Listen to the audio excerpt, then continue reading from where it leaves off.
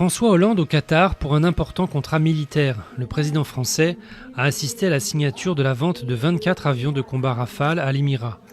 Signe des bonnes relations avec les monarchies du Golfe, il sera mardi le premier chef d'État occidental invité d'un sommet du Conseil de coopération du Golfe.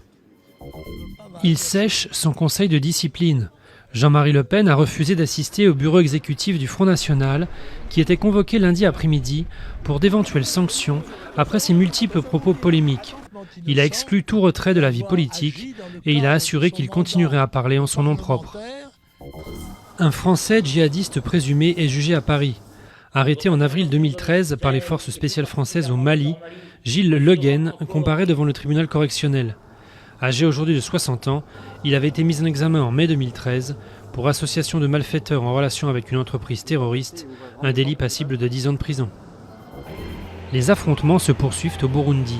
Au moins 2 manifestants ont été tués par balle lundi par la police. Depuis le début, le 26 avril, de la protestation contre la candidature à un 3e mandat du chef de l'État Pierre Nkurunziza, le bilan de la répression est de 8 morts.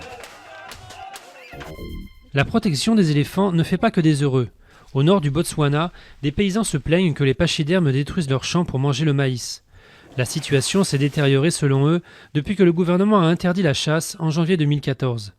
Les éléphants circulent librement dans ce pays d'Afrique australe, exemplaire en termes de protection de la faune sauvage.